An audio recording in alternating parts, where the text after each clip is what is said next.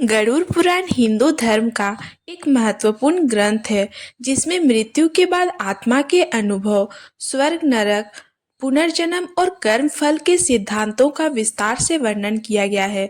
इसमें विशेष रूप से यह बताया गया है कि मृत्यु के पश्चात आत्मा का क्या होता है और यमलोक में उसे किस प्रकार की सजा दी जाती है। गरुड़ पुराण के अनुसार जब किसी प्राणी की मृत्यु होती है तो उसकी आत्मा शरीर को त्याग देती है। यह आत्मा अपने कर्मों के आधार पर आगे की यात्रा करती है।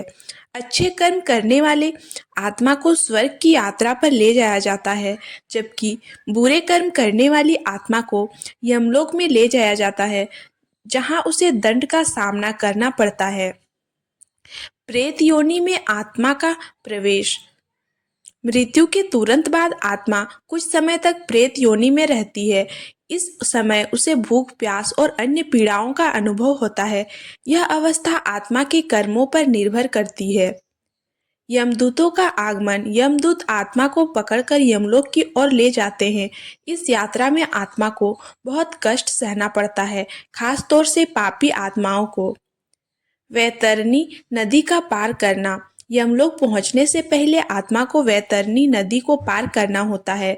यह नदी रक्त, मांस और मल से भरी होती है। पुण्यात्मा इसे आसानी से पार कर जाती हैं, जबकि पापी आत्माओं को कष्ट उठाना पड़ता है। गरुड़ पुराण में वर्णन किया गया है कि पाप करने वालों को यमराज के आदेश पर अलग अलग प्रकार के नरकों में विभिन्न दंड दिए जाते हैं। हर पाप के लिए एक विशेष प्रकार की सजा होती है। तमिस्त्र नरक। धोखा देने और चोरी करने वालों को यहाँ भेजा जाता है। उन्हें अंधेरे में बंधक बनाकर कष्ट दिया जाता है। अंतर्मिस्त्र नरक। परिवार के सदस्यों को कष्ट देने वाले लोगों को इस नरक में भेजा जाता है। रौद्र नरक। यहाँ पर निर्दोष प्राणियों को मारने वालों को सजा दी जाती है। कृमि भोजन नरक। इसमें वे लोग जाते हैं जो दूसरों का अन्न छीनते हैं। ऐसे लोगों को कीड़ों के रूप में भोजन करना पड़ता है। महापश्चित नरक। पापियों को तपती लोहे की छड़ों पर चलना पड़ता है। काकोल। दूसरों की स्त्री से संबंध रखने वालों को यहाँ कष्ट दिया जाता है।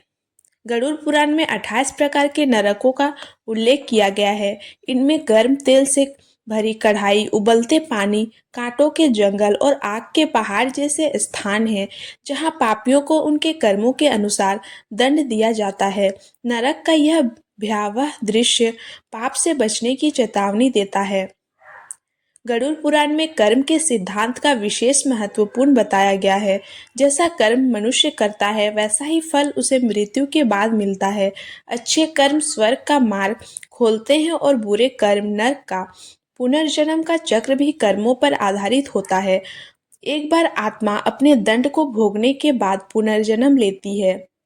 गरुड़ पुराण में यह भी बताया गया है कि मोक्ष प्राप्त करने के लिए भक्ति, सत्य और धर्म का पालन आवश्यक है। जिन आत्माओं ने अपने जीवन में धर्म का पालन किया होता है, उन्हें यमलोक में नहीं जाना पड़ता, बल्कि वे सीधे स्वर्ग या मोक्ष प्राप्त करती हैं। गरुड़ पुराण का उद्देश्य जीवन में अच्छे कर्म करने और पाप से बचने के लिए प्रेरित करना है। इसमें मृत्यु के बाद आत्मा की स्थिति और नरक में मिलने वाली सजाओं का वर्णन एक चेतावनी के रूप में किया गया है, ताकि लोग अपने कर्मों के प्रति सजग रहें और धर्म का पालन करें।